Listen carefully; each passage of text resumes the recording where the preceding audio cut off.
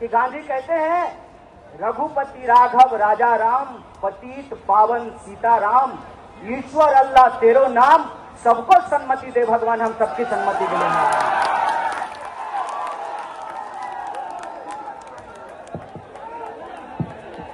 सबसे पहले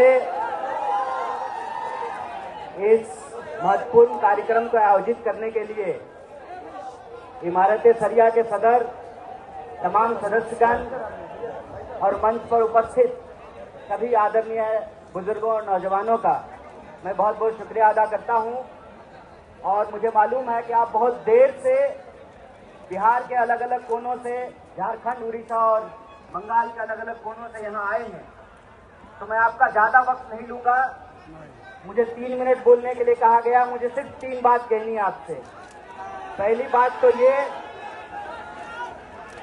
बात तो ये कि काली टोपी पहनने वाली आरएसएस की फौज ने यह जो काला कानून लाया है, भारतीय राष्ट्रीय कांग्रेस की तरफ से हम इसकी मुखालफत करते हैं, हम इसका पुरजोर विरोध करते हैं। और दूसरी बात कि हमारा यहां आना ये कोई सियासी कदम नहीं है। हम सिर्फ और सिर्फ उस वादे को निभाने के लिए यहां आए हैं जो वादा इस देश में गांधी ने मौलाना अबुल कलाम आजाद को किया था। हम उस वादे को निभाने के लिए आए हैं और वो वादा ये है कि गांधी कहते हैं रघुपति राघव राजा राम, पतित पावन सीता राम, ईश्वर अल्लाह तेरो नाम, सबको सन्मति दे भगवान, हम सबकी सन्मति के लिए मांगते हैं। और हम आपसे माफी मांगते हैं कि इस देश में सेकुलरिज्म को बचा के रखने की जिम्मेवारी हमारे कंधों पर थी। गांधी के देश में गोडसे गद्दी पर बैठा है, इसके लिए हम आपसे माफी मांगते हैं। लेकिन हम आपसे वादा करते हैं कि अगर इस मुल्क में एक बार फिर से राम प्रसाद बिस्मिल और अशफाकुल्लाह खान की दोस्ती कायम होगी तो हम इनको जरूर हराएंगे। और इसी अजीमाबाद की धरती पर बिस्मिल अजीमाबादी ने कहा था, सरफरोशी की तमन्ना अब हमारे दिल में है, देखना है जोर कितना बाजुए कातिल में है।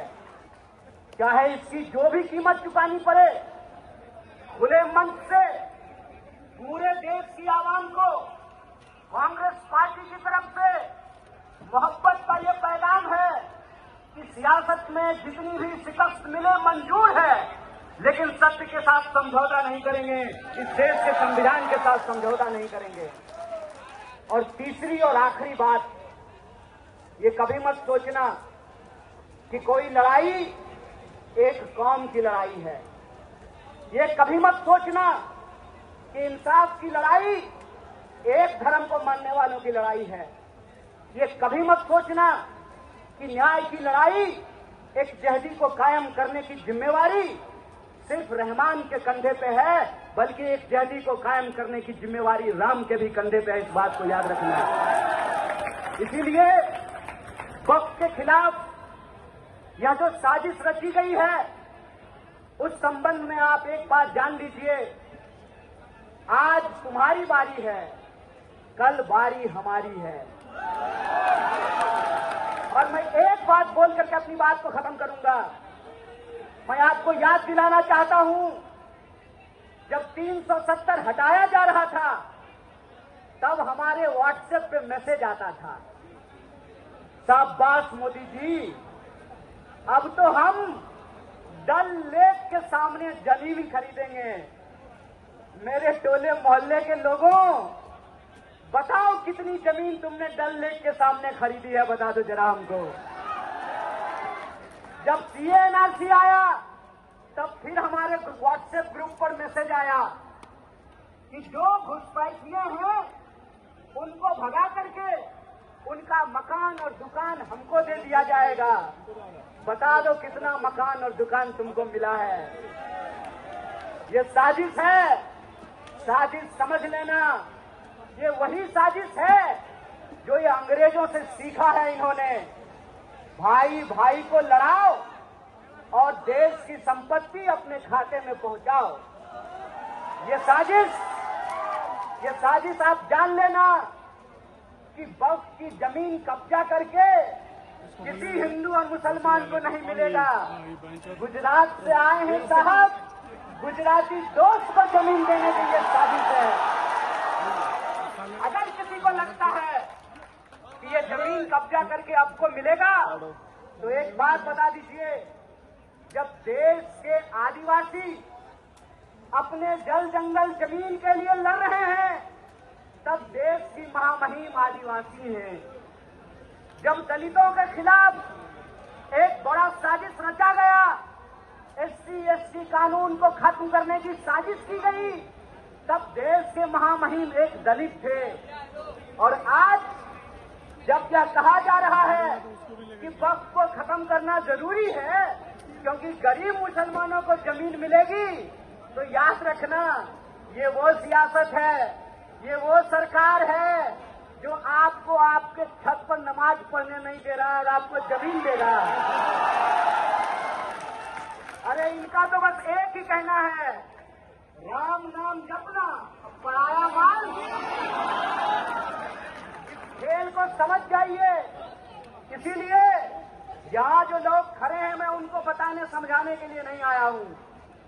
मेरी आवाज जहाँ तक पहुँच रही है, मैं बिहार के आवाम को और देश को यह बताने आया हूँ, दूसरे के तकलीफ में हंसने की संस्कृति भारतीय होने की संस्कृति नहीं है। ये भारत का इतिहास नहीं है। भारत की संस्कृति ये है कि हम अपने धर्म की इज्जत करते हैं और दूसरे के धर्म का भी सम्मान करते हैं। ये भारतीय होने का मतलब होता है।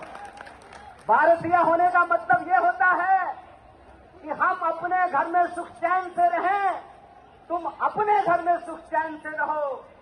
जो दूसरे के इबादत खानों पर, दूसरे की जगहों पर झंडा गाड़ते हैं, उनके पास ईमान नहीं बेईमानी है, इस बात को याद रखिएगा।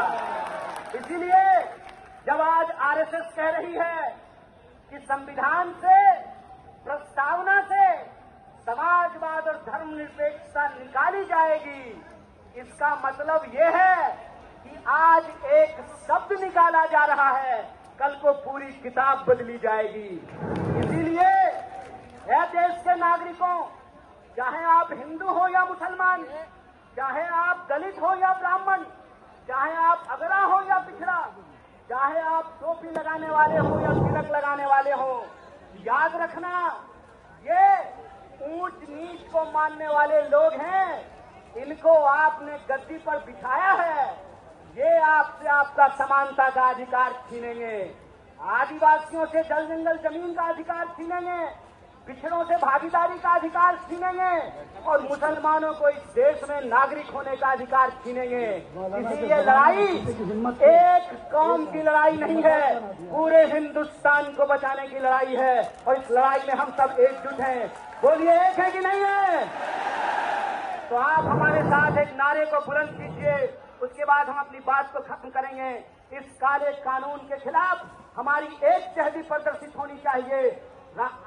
अशफाकुल्लाह खान और राम प्रसाद बिस्मिल की दोस्ती कायम होनी चाहिए। तो आप हमारे साथ आवाज को बुलंद कीजिए, आवाज दो, आवाज दो, लड़ेंगे। बहुत बहुत शुक्रिया, बहुत बहुत धन्यवाद।